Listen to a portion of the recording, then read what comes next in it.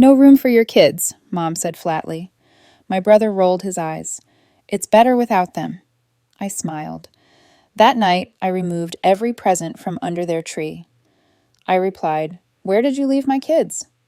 "Nowhere." I shocked them when I said, "Last Christmas, my mom made it perfectly clear that my kids weren't welcome in her house." I was standing by her kitchen island, holding a pan of homemade cinnamon rolls, when she looked at me and said it so flatly I thought I misheard her. "No room for your kids this year." Her voice didn't waver. No apology, no explanation, just a sip of her tea like we were discussing the weather. My brother Matt didn't even look up from his phone. He just rolled his eyes.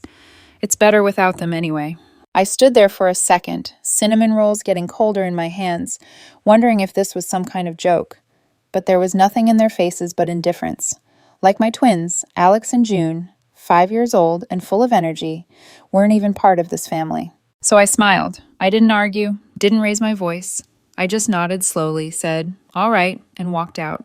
That night, while they were out at some neighborhood cocktail thing, I walked back into their house with a spare key they'd forgotten I still had. I didn't break anything, didn't make a mess.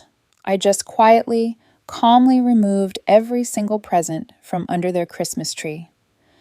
The ones I had wrapped, the ones I had paid for. The expensive skincare set for Mom, the limited edition vinyls for Dad, the latest smartwatch for Matt, all gone. I left a single sticky note under the bare tree. It said, "Where did you leave my kids?" "Nowhere." Then I went home and put those presents under our tree, mine and the kids. We had our own Christmas, just the three of us. I told them Grandma and Grandpa were sick and Matt went on vacation, so it was just going to be a cozy holiday at home. They were thrilled. Hot chocolate, cartoons, and unwrapping gifts they had no idea were never meant for them. The next morning, my phone started blowing up. Missed calls, voicemails, even a furious text from my mom asking if I had lost my mind. I didn't reply, but that was just the beginning. I live 3 houses down from them. Same street, same everything. They never thought I'd actually start pulling away. Not really. I've been their ATM since I got promoted 5 years ago. I've paid off their car loans, sent them on vacations, covered Matt's rent twice, all under the excuse of family helps family. But something changed that day. Something clicked. I saw how disposable we were to them, how my kids were an inconvenience, and for once I wasn't going to swallow it. That was Christmas. By New Year's, the real revenge had already begun. New Year's Eve used to be my mom's favorite holiday. She'd throw these big themed parties where neighbors crammed into their too small living room pretending they weren't annoyed by each other the rest of the year. Everyone brought overpriced wine, and somehow I always brought the shrimp cocktail tray and footed the bill for the decorations. This time I didn't show up. I stayed home with the kids. We made a blanket fort and watched old cartoons until midnight. I posted one photo, just one, on Facebook. The twins wrapped in fairy lights, laughing with their juice boxes. "Happy New Year from our cozy little team." 2 hours later, Matt commented, "Classic passive-aggressive. Guess some of us are too good for family now." I ignored it. That week, Mom called me 4 times. No voicemails, just missed calls back to back. She never left messages. She wanted me to chase. She wanted to guilt-trip me without actually saying anything direct. That was her move, always has been. So I sent her a message, short and cold. "I've decided to take a break from being your financial backup. Please adjust your budget accordingly." She read it, never replied. I found out from the neighbor, Lydia, that my parents had booked a spring cruise. I also found out their card got declined twice. I had canceled the emergency backup credit card I'd put them on years ago without telling them. I figured if my kids weren't welcome in their lives, my money shouldn't be either. I wasn't expecting this knock on my door that Saturday morning. It was my dad. He stood there in his weekend golf polo, no hello, just this stunned expression, like he couldn't believe I hadn't warned them. "You froze the card. We couldn't even pay for the flight to Miami." I told him the truth. It wasn't my job anymore. He asked if I was really going to let my own parents struggle like that after everything they'd done for me. And I asked him one thing in return. "Everything like what?" He stood there, searching for something to say, but came up with nothing. They had always framed their neglect as normal, their coldness as discipline, their disinterest in my kids as being too old for noise, and I had swallowed it for years, thinking maybe they were just bad at showing love. But that day, seeing my father so offended that I had dared stop paying for his lifestyle, it was like a curtain got pulled back. They didn't see me as family. I was a resource, a wallet with a heart they never intended to care for. So I made a decision. No more dinners, no more holidays, no more gifts. And from that day on, I stopped walking the long way past their house. I didn't wave. I didn't check their mail while they were out of town. I stopped pretending. I existed on this street now, but not for them. A few weeks later, I started noticing little things. Their front lawn, usually obsessively maintained, started getting patchy. Weeds near the mailbox, the kind of stuff my dad would have lectured Matt and me about growing up. Their porch light flickered out and stayed that way. I knew exactly what was happening. They were slipping. It didn't take long before I got the call I was expecting. Not from them. No, they had enough pride to avoid that. But from the dentist's office. They still had me listed as the emergency contact and billing party. I had completely forgotten. They'd scheduled a cleaning, and the receptionist gently asked if I'd like to keep the $580 balance on my card. I told her no. I told her to remove my name from everything. 2 days later, my mom sent an email. Subject line, "We need to talk." She started by saying she was disappointed in the way I'd handled things, that it was unfair to involve the children by keeping them away. Then she shifted to how we're all struggling right now and how families should stick together in hard times. I stared at that sentence for a long time. Families should stick together. The same woman who didn't want my kids in her house now wanted me to cover her dental cleanings. The same woman who once told me I was being dramatic when I cried from exhaustion after my husband left. The same woman who told me that if I couldn't keep my house in order, maybe I shouldn't have had kids so young. That same woman now wanted grace. I didn't reply. Instead, I sat my kids down and asked them if they liked going to Grandma's. June said no because Grandma never hugged her. Alex said he missed the cookies, but not the way Grandpa told him to pipe down. That was all I needed. I unfriended them on Facebook. I blocked their numbers. I paid off the last little balance on the utilities they had somehow convinced me to co-sign years ago and remove my name from the accounts. They noticed fast. That weekend, I got another visitor. This time, it was Matt. He showed up in his usual worn hoodie and cargo shorts, like he still thought he was 22. He didn't even say hi, just launched into this speech about how I was ripping the family apart and how I was acting like some queen because I had a decent job. I asked him one question. "Have you ever once babysat my kids?" He didn't answer. He didn't have to. He stormed off, muttering something about me being ungrateful. I watched him leave, slowly realizing something I should have figured out years ago. They didn't actually like me. They liked what I gave them. They liked how convenient I was. But I wasn't convenient anymore. And now they were uncomfortable. Good. It started with a sign. Garage sale. Saturday, 8 o'clock a.m., with crooked red arrows leading right to my parents' driveway. I didn't think much of it at first. Maybe they were finally cleaning out the attic or getting rid of those useless holiday decorations no one asked for. But Saturday morning told a different story. I was walking the kids to the park, trying to keep Alex from picking every dandelion in sight when we passed by their house. I slowed down, almost stopped. They weren't spring cleaning. They were selling everything. My mom's collection of designer handbags, the ones she used to brag about in front of the neighbors, lined up on a folding table like knockdown knockoffs. Dad's golf clubs were priced at $35, scrawled in black Sharpie. There was a basket full of unopened cosmetics, the kind I used to buy her every Christmas. She never used them, but she didn't return them either. She just saved them for resale, apparently. And right there in the middle of the chaos, the crystal punch bowl, the one I wasn't allowed to touch as a kid. I watched a teenager hand over a $10 bill for it. No haggling. I didn't say a word. Just kept walking with the twins and told them we'd stop for ice cream after the park.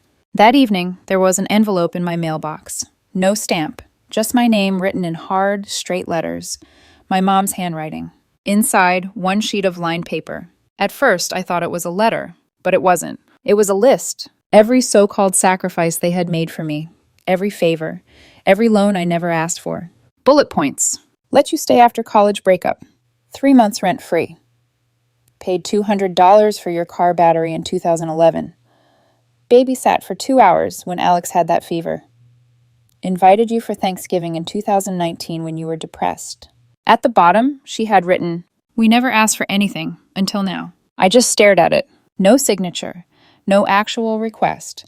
Just the passive-aggressive math of people who thought raising a child was a tab you could reopen whenever you felt broke. I didn't respond. I put the letter in the junk drawer where it belonged. But that wasn't the end of it. Lydia from across the street caught me while I was bringing in groceries a few days later. She was hesitant, clearly uncomfortable, but eventually she said quietly, "They're telling people you've had a breakdown, that you've been erratic, that you've changed." Of course they were. I had changed. I stopped financing their life.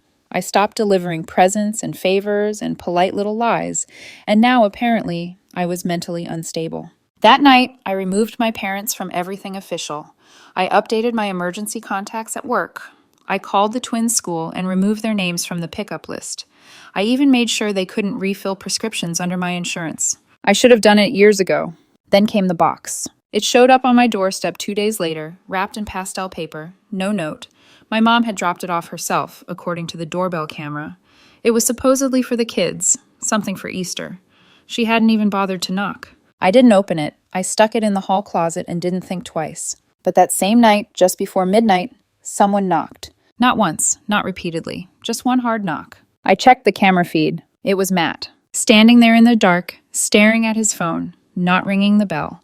He stood for a full 2 minutes, then turned and walked back down the street toward their house. He never messaged, never called.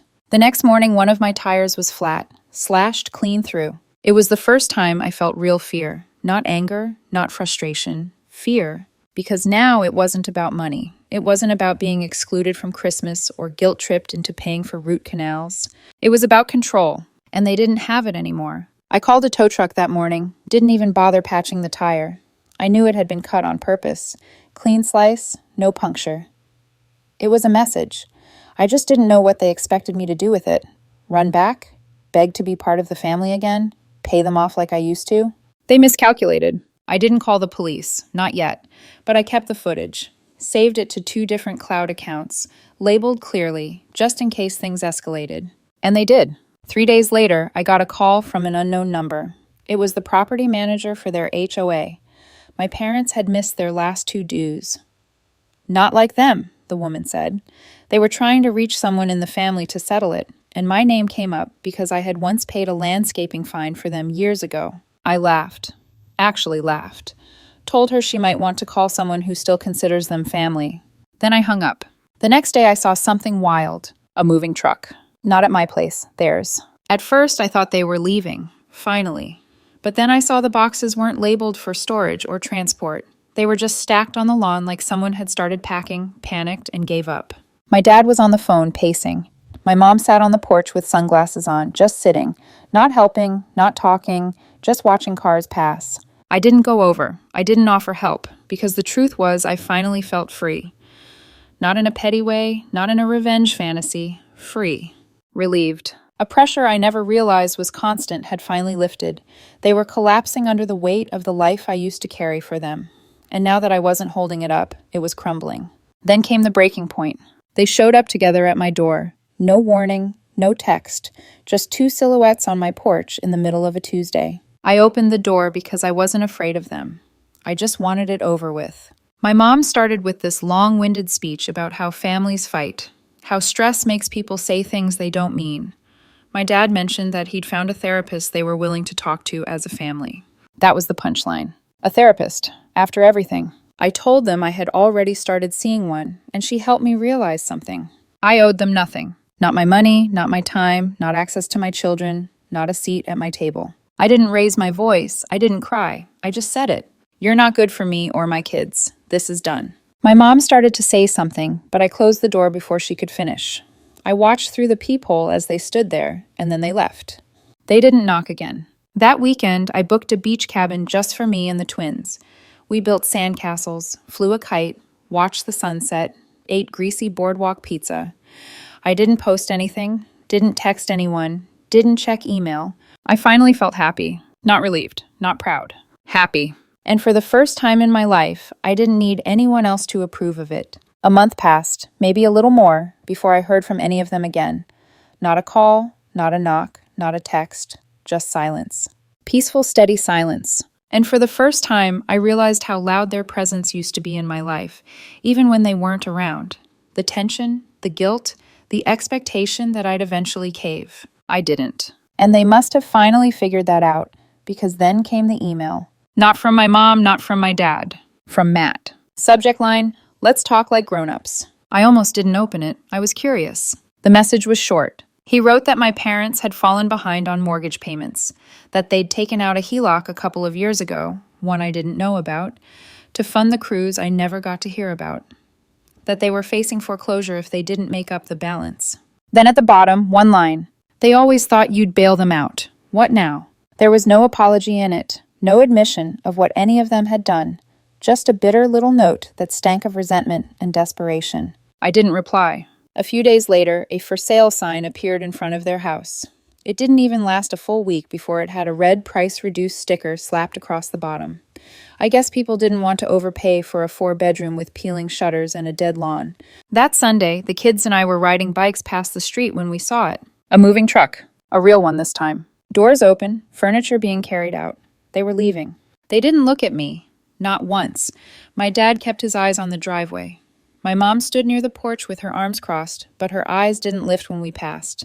Matt wasn't there. Maybe he'd had enough of the show, too. The twins didn't even recognize the house. It had been that long. We didn't slow down. I thought I'd feel triumphant, vindicated, but I didn't. It just felt done. Done with giving pieces of myself to people who used me. Done with pretending that blood makes people family. Done with waiting for them to become people they never wanted to be. That night, I sat in the living room with Alex and June, eating popcorn, watching some animated movie they've seen 100 times. They laughed so hard at one part they spilled the popcorn all over the rug. A year ago, I would have sighed, told them to clean it up. This time, I let them giggle, let them roll around in buttery chaos. I was finally the kind of mom I'd always wanted to be. Present, whole, unburdened. There was no more mailbox anxiety, no text to dread, no favors expected, no envelopes full of emotional debt. Just me, my kids, our life. They moved 3 towns over. I don't know where. I don't care. They don't have my number anymore. They don't know the kids' school. They don't even know where I work. I made sure of that. My kids will grow up safe from their coldness. They'll never again sit quietly in someone's house feeling unwanted. They'll never believe love has to be earned through sacrifice. They'll never become who I had to unlearn. I ended a legacy of emotional debt, and it cost me nothing I ever needed.